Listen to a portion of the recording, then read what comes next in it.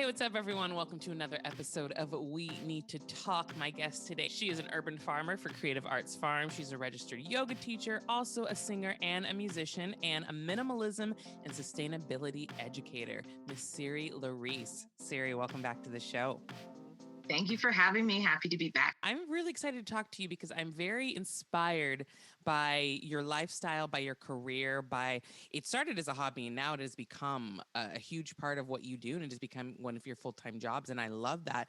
And I've always had an interest in agriculture, but I've never really had the space to do it. And so you really inspired me during the pandemic to start my little garden. And it's funny for the listeners, I do text her all the time, like, what am I doing wrong? Why are my flowers dying? What is going on with my lavender? And she's been so courteous to just help me out. But I want to know how you got into doing this because I think it is so cool. And I really wish that more people, because, I've been vegan for 16 years, so I'm totally about all of this. But how did your interest in agriculture and gardening start? So it started 100 years ago and I didn't even realize it. I already love this. Yeah. So at the time, my first garden, I was living in Chicago. So this is a lifetime ago, circa 2005 to 8-ish. And I had just really started to embrace living only within the amount of space I needed. I was in Chicago, so it's expensive there. And so I was like, well, how much space do I need? Turns out I only need a studio apartment. Well, this is perfect. And it just really kind of clicked in me that I was doing too much, expecting too much of what I needed my basic necessities to be. And so I started spending more time volunteering at Green Fest. I eventually bought a house and it had a struggly little pumpkin and melon patch in the back. And I was like, oh, this is it. Like, I'm about to grow everything. And instead I killed everything. So from that point, I really had to look at how am what I'm growing actually contributing to my well-being and my life. And, as someone who relies on the industry as one of your means of well-being, when you're not working, your basic necessities still need to be met. You still need to eat. Yeah. You still need to have a safe, accessible place to sleep. You still require movement within your body to have wellness, to get ready for the next job, the next audition, the next whatever. And so I really just looked at what are my basic needs, what are my skills, and how can I utilize that as my well-being for myself and the people I love. And here we are now, 100 years later, and I'm an urban farmer and I'm teaching yoga and offering sound healing. So it's really just looking at what are my needs, and that's it. Like, that's the short answer, is just really, what do we need? You make it sound so simple. You do. And I love that. But I think what's funny also is because not many people, after they have killed the crops that they're growing, would try again. They'd be like, well, I ain't got a green thumb. I'm gonna move on. Like, I wasn't supposed to grow those melons.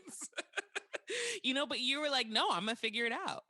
So I rock with that. I do think we have to find our plant love language, so to speak, figuring out what plants actually vibe with us. What is our soil like? What's our natural environment? What energy do we actually give off to our plants? And so there are some plants I don't fuck with because I find that we just don't vibe. I like collards. I like stuff that's indigenous to BIPOC communities where I actually can get to know the plant. I want to know the legacy. I want to know how I'm contributing to that.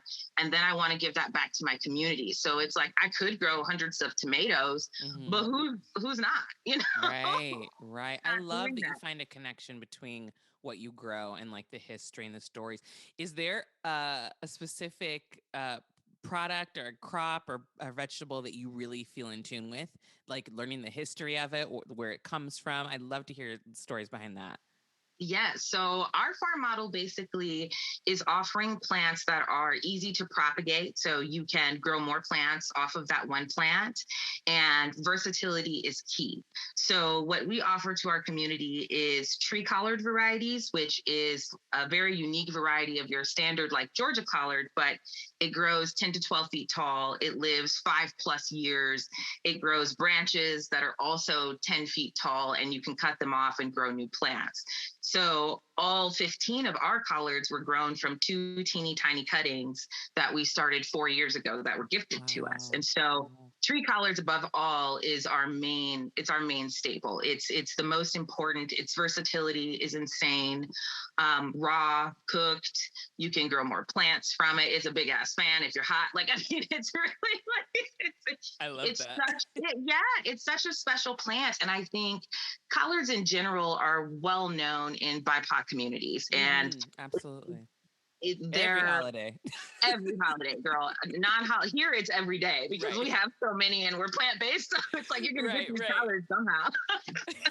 But it's so cool to like look back that the history is mostly Mediterranean, and how it's gotten into Black communities is because of its versatility, because of how it can sustain in heat and in cold and give you more and more and more. So Mhm. collards definitely resonate really strong. With my family and our farm mission altogether, it's pretty strongly based on collards. I love that. So let's talk about Creative Arts Farms. When did you Yeah. come up with that name? And I know that you also are finding a really incredible balance and intersection between your love for music and your love for growing fruit and vegetables. So tell us how Creative Farms started. Okay. So about 5 years ago was when we sat down and we are like, okay, let's do this. Let's get our business plan. Let's figure out how we can farm. I mean, we grew up in Iowa in farming communities, but honestly, Black people are not getting farm education in Iowa. So Yeah. You're like, let's just be real. yeah, it's not. And I get asked by, friends from home and stuff, well, you had to go all the way to California to farm. Sure did, because I had not one single person trying to reach out, be a mentor, help me, lead the way, say, this is what I'm doing. These are the crops that our people resonate with. Like, Yeah, nobody's yeah. growing Black eyed peas in Right, Iowa, right. you Yeah, know? And yeah. so I sat down and I looked at who am I as a person? What do I believe my gifted talents or skills or learned skills are? And how can I give that back to the community? Yeah. And I know that I can't be on the road singing anymore. I can't be doing bar gigs anymore. That just doesn't align with my family values at this stage of life. And so I'm a musician and I'm a singer, and I grow food, and yoga is a big part of my wellness.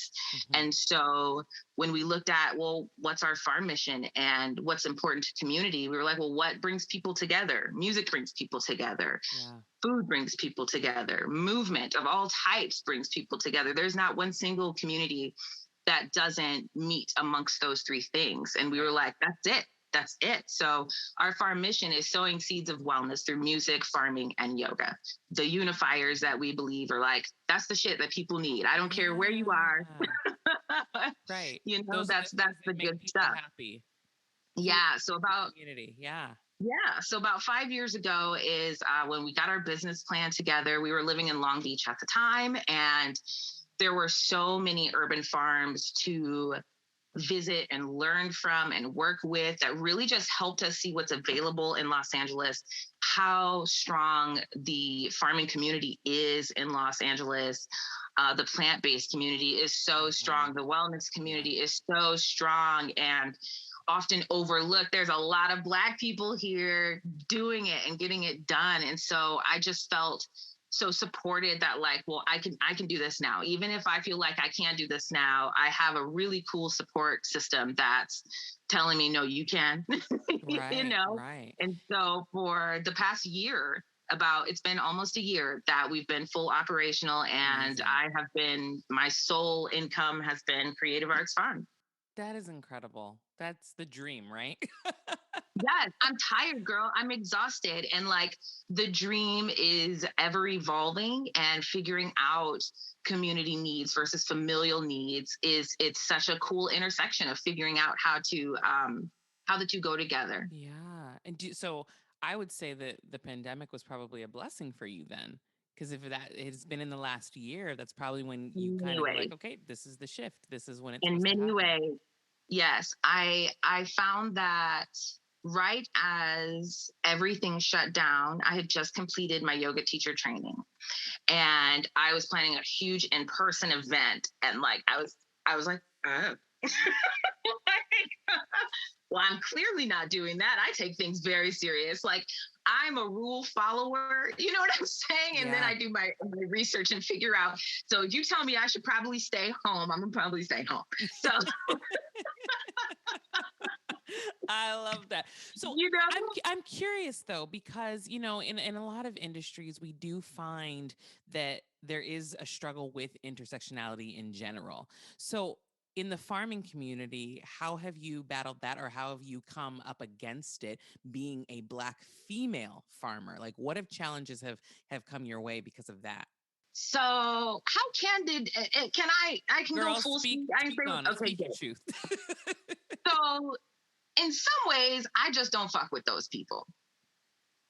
You know, and on many levels, even in Black communities, I am not Black enough because I Mm, have a white spouse.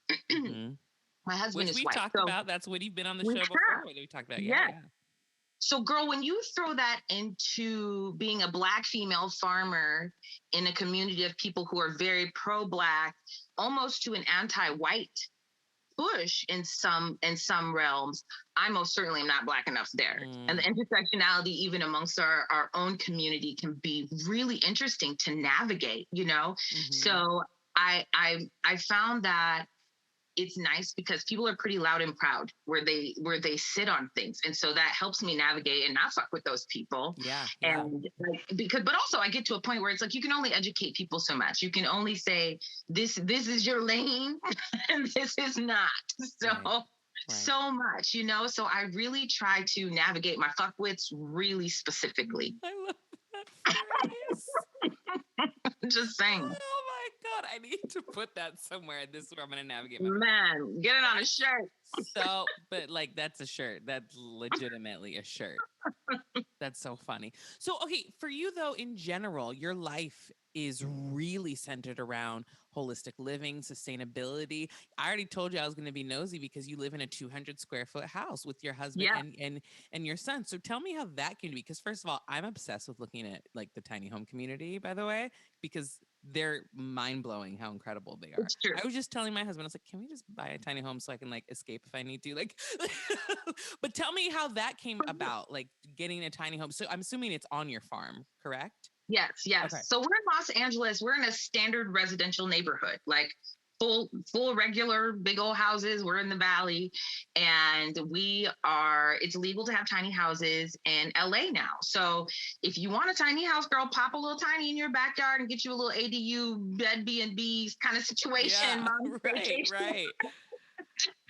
But so what happened again, back to Chicago. If I can look, pause. If I could go back and tell how old am I? I'm going to be 40 and next week. Okay. I'm going to stop here before you even continue because you already know what I'm going to say. The fact that you just said how old you are and how you look. I just like every time I love when Black people say how old they are. It like gives me so much joy because we do not look our age. We We be literally, so cute. I mean, come on. Can we talk about the melanin? Like you look maybe 31. Thank Like, you. but seriously, and like I just met with somebody and they were like, "You're 34." I was like, "I would have guessed, maybe like 27." I was like, "You can guess that. That's fine. I'm not That's gonna, you know all we what I want. mean?" But so I had to just pause that because Black does Thank not you. crack. But I'm going to say Even also racist. the life, Malynda. I Yeah. think when you're actually like within your calling, actually committed to whatever it is that your shit is, Mm-hmm. it radiates through you, you know? So Absolutely. like for me, plant-based is the way. I cannot cuddle and consume animals. I just can't do it. Same. It doesn't Same. resonate. It doesn't resonate with my Yeah. heart, you know? Yeah. And when I look at that, that falls into so many different other areas of wellness and caring for life that it's Yeah. just like, oh, it's all the same. Yeah. Yeah. Yeah. You Yeah. know, it's Yeah. all the same. So tiny house, back to Chicago. Mm-hmm. I was living in Chicago. I was performing full time at Navy Pier and also doing musicals. Mm-hmm. And I was in a band, and I just felt like, man, if I ever want to go on the road, like when I come back, there's nothing to come back to because there's no leaving my apartment with my stuff in it and trying to pay for it while I'm on the road in Chicago. Right. And so this is again early 2000s. The tiny house movement had just started, and I was like all eyes on HGTV. Like I was like, this is it. I'm like, I could take my house with me. Right. I could have Right. my cat with me. I can have all of my music with me because you know me. Right. Right. Yeah. So so that's what it was recognizing I was already living in 600 square feet, and it seemed like too much for just me. It was too much for just me. And so I thought, well, if that's a path I can get to, that would be great. And it took a long time to get to this point because legalities and figuring out how you can even live tiny, because it's not really common, you know? Yeah. And it really just was a path of figuring out what's needed and what is not. And when the time was right, we were looking in LA, and we were like, well, can we build a tiny house, or do we want to find a tiny house that's existing to make sure we even like it? Yeah. Because what if we don't like it? And we were already downsized back down to 600 square feet with a son, with our animals, you know, like ready. And knowing that about the 300 square feet benchmark is good for us. We think like about 100 square feet per person is really great. I feel like that's a really great way to look at things and making sure every single human has private space, because I am an introvert. I like quiet. And by quiet, I mean silent. Like nothing. Yeah. I desire nothingness. And I'm not gonna act like I know. So like even in this space, making sure that at some point we can find that nothingness is important. So everybody's got their bedroom. There's the living room area. There's a music nook. There's the kitchen. There's the bathroom. There's the porch. But really, if you want to live tiny, live outside, that's what's important. What do you have where you can go escape? Because even in your home, like, at what point don't you want to go outside and just take a breather? Because you just can't. You don't want to look at the clothes. You don't want to do whatever it is. And so like just saying like, hey, like we actually don't need to have a 2,000 square foot house like we thought we did when we first started out as parents, because that's what it was. It was, well, we need to have these extra rooms for all this stuff. But I think when you look at what you need, and it varies per person, right? Like for sure. Every human has a different need. So like figuring out what tiny means for Malynda and family is different for a Syrian family, because you might need 800 square feet. And that is still very small for a 3-piece family with an animal in Los Angeles. Yeah. You know? Yeah, so I think perspective on living tiny is pretty important on figuring out what size you can do and how it makes sense. So for your husband, so how long have you guys been together? We will be married 10 years in December. Us too. What's your wedding anniversary? December 3rd. Oh my gosh, that's December 20. Oh my God, what is it? Yeah, I had to look behind me. There's a picture my behind brain, me. I'm like, I don't even remember my freaking wedding anniversary. There's a picture right here, and I looked because the anniversary is on it. I was like, yeah, December. Right, we gotta double check. Look, let me tell you, the mom brain is a real thing, okay? In the last year, I always look at Sienna, I'm like, you stripped everything from me. I love her. Dry. I love them, the little cute chocolate drops, but listen, I don't have nothing left. Nothing. It's like those, you go to the room and they're like, what the hell did I come into this room No for? idea. I know. Same. So I had to like double check. I'm like, when did we get married again? Okay. So was he also interested in, sustainability and holistic living, or was that something that you guys kind of figured out together? Did you influence him, or, because you're very lucky to find somebody that is also wanting to be a part of this with you? It's been a journey for him. I've been this way for over 15 years. And so for Patrick, and look, girl, I am serious about people being on their path on their own time. You cannot force things, especially when it comes to how people care for their bodies and how people view their wellness and how people view their personal rituals and what works for them, So Patrick is now plant-based as well. When he was steak and potatoes. Like This is an You're a Iowa-born complete dude. opposite.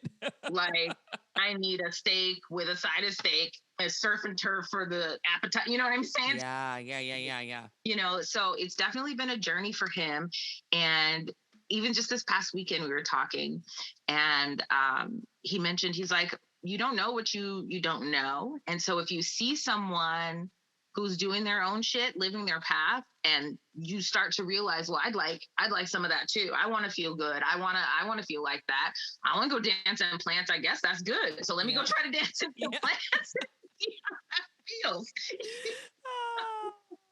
And so it's been an ongoing journey for him. And I do feel very lucky because even in the times when we had less, I'll say, I guess, less in common when it came to how we cared for our personal wellness. Yeah. We were still able to be side by side on our path. And I wasn't trying to be like, yo, you can't eat that. Like, Right. like when it's just not the way. So Yeah. I feel very blessed. Patrick, when I first mentioned starting a farm to him, he was like, have fun. Like, He's like, I support you. he's like, you're gonna do great. I was like, you don't want in on this? Like, this doesn't sound great to you? I'm like, and he's like, no, I'll build you whatever you need. But okay, so he has severe allergies. He's an EpiPen carrier. He's got asthma. And so these are all things that when we were in the Midwest, being outside for extended period of times, it was a hard pass for him. Out here, our environment is so different. He uses in his inhaler once every couple months. It's not even the same, Malynda. Like it's such a different experience. So now that he has the freedom to breathe and to be outside and to actually interact with nature in a way that doesn't cause him harm, he has a different perspective. And so he's very much shifted towards the path that I'm on because it aligns with him. I love that. That's gotta also be, I guess, not just comforting, but kind of like it just, you guys are finally aligned in the same thing. So it's gotta be easier for your journey now, you know? Oh, yes, yes. And I've had not that before. I've had not aligned relationships. Ooh, girl, that's a different podcast and a different conversation. So when you do have that, it's very special, and you do recognize it quickly, and you honor that because it's so important, you know? Yeah. So I know you mentioned that there are people in the BIPOC community that are involved in farming and holistic and wellness. And I wish I knew more of our community that were involved. So how did you discover that there was a big BIPOC community within wellness and sustainability? So when I decided to ditch Facebook, which we will get to, I literally looked up hashtags. Like I looked up hashtag Black farmers. And I did a Google search because I was like, if there's not a Black female gardening community or a Black female identifying gardening community, I'm gonna start the shit because this is ridiculous. I need more people who are like me because they have to be there. I found Black Girls with Gardens. Please, please, please, as fast as you can, look up Black Girls with Gardens, Facebook, Instagram, www. Okay. Black Girls with Gardens, and Ron Finley. With those two, honestly, those two catalysts right there were almost everything I needed to feel like, hey, our community is here and strong. And Ron Finley's Los Angeles based, so it's even better. And he is such a wonderful human. He's so willing to help. He's so willing to educate, mentor, be there for you. He's got a masterclass, actual on masterclass, all about urban growing. And I think if we look for us, we'll find us. And I think that because we're often so put in the shadows, we're so loud and proud on Instagram, but even we can't find us. Yeah. Yeah. You know? Yeah. So I just think the more we talk to each other, the more we dialogue, the more we share what we know, you know, the easier it is to find one another and to connect, because there's cool stuff happening where Creative Arts Farm is partnered with a Black female owned farmers market that Love only it. hosts BIPOC growers and farmers and small businesses. And so for us, that is so important because Mhm.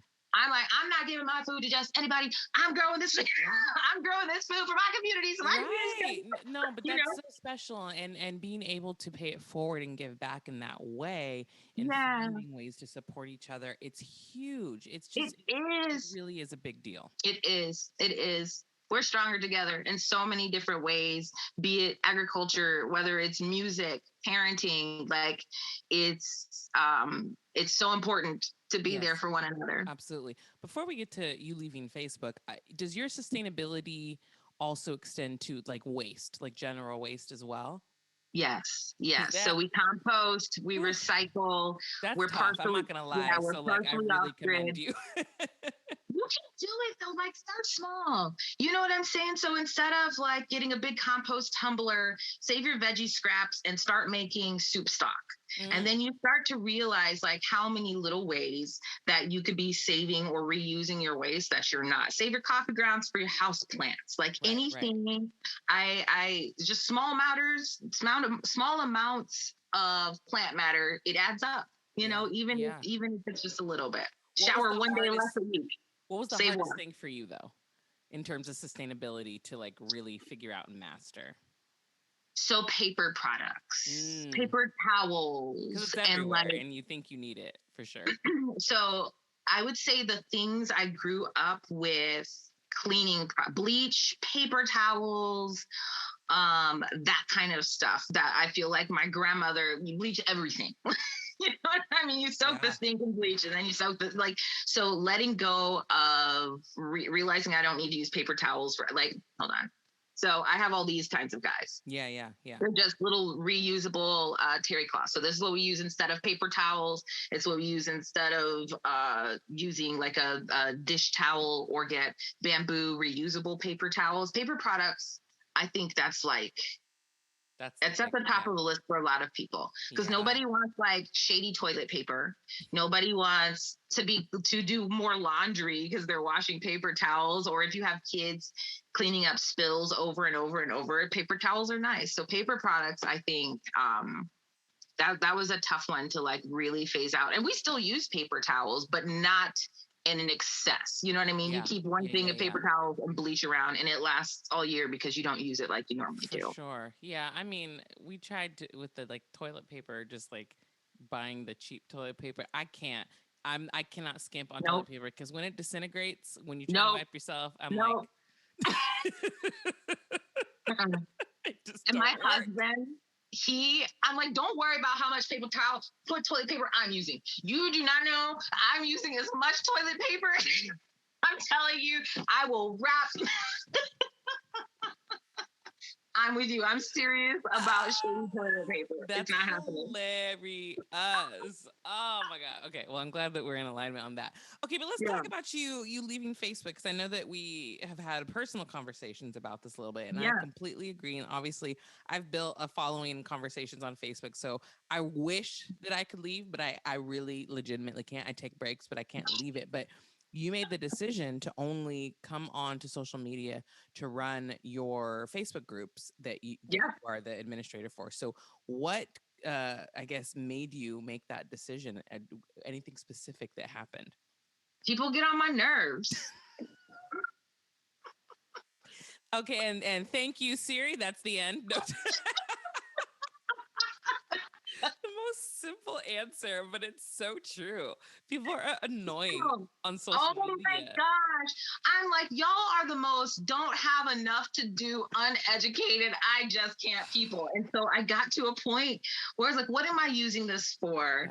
Yeah. And am I scrolling mindfully? Because that's really my alignment is, how does everything, girl, like how does this water contribute to my well-being? Like where did it come from? And so Right. like when I scaled back and looked at my interactions, I'm like, well, my most precious communities are communities cultivated out of wellness. It's my plant groups, it's my mom's group. So like that's really all I need this platform for. Right. And people can join me on Instagram where it's like plants and Black power if they want to, but it's it's not the same level of ignorance. It's almost like Yeah. my personal Facebook community is a lot of people I've grown up with my whole life. And so I think when you grow up with people your whole life, let me rephrase that. When you're within the same space as the same people your whole life, you don't grow up the same. And That part. Yep. yeah, and you also don't know what people's familial and personal values are on a personal level if you've known them your whole life and you just know people, right? Yeah. So I have a lot of people I know, but their values don't resonate with me. And so when I looked at how I'm living my life, what's my calling, and how am I interacting with all living beings, I just felt like if you're not actively dismantling white supremacy, if you are not actively working on your personal wellness and health and like checking yourself, your personal boundaries, looking at what's your traumas that you're perpetuating, that you should let that shit go. Like, what are you really doing? I looked at that list. I was like, I'm good.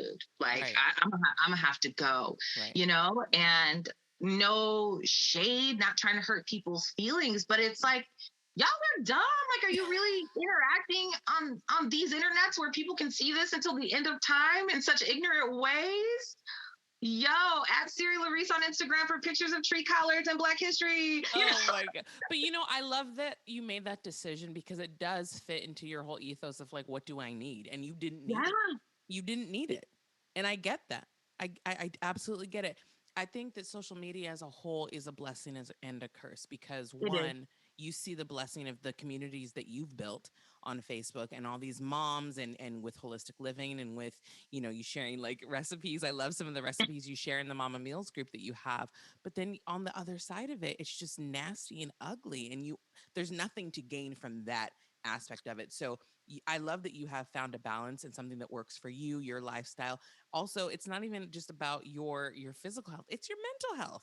You Girl, I know, wasn't recovering from that shit. right, It's right, hard to recover. I saw my grandfather's wife had posted some Blue Lives Matter, All Lives Matter. My grandpa's blackety black. She is white. And I looked at that and I crumbled, Malynda. It was like I would say that was probably like the cherry on top of the Facebook like shit show Sunday, where yeah, I was yeah, just like, you know what? Because it made me like evaluate my grandpa's perspective. I'm like, yeah, yo, that's your wife. And you're a black man in this here black America. You're 70 plus years old. And your wife is saying you don't matter, dog. You yeah, know? Like, so man, I looked at that and girl, I tell you, and I say this with love, I do not fuck with people whose energies are not within alignment with humanity, whose mm, people aren't pro humanity. I do not bloodline. I don't care if you were the first person I laid my eyes on with love, the boundary stands. yeah, It just yeah. has to, you And know? but you have to set that boundary. And I think the problem is why we're still here is that a lot of people are afraid to make that declaration like, Yeah. hey, if you aren't on this side of history, if you aren't caring about people, if you are not making this decision, if you're not standing up for my black brothers and sisters, like, I don't want to mess with you. It's more about people's comfort than actually doing what's right. And I've Yeah. seen that for sure. Now, you know me, and when you were on Facebook, you saw that I don't give a shit and I will say Say what whatever, you I'll got call to people say. out.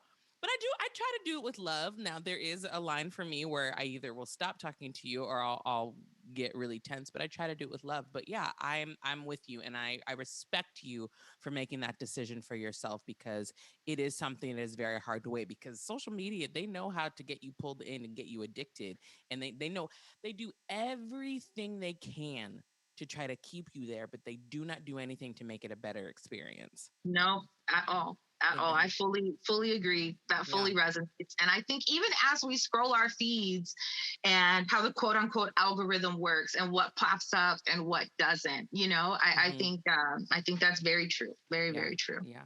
Well, Siri, I'm just in awe of how you live and the energy that you have. I mean, that's why we've been friends for such a long time because we do align in that sense. And But please tell everybody how they can learn more about Creative Arts Farms and follow everything that you're doing.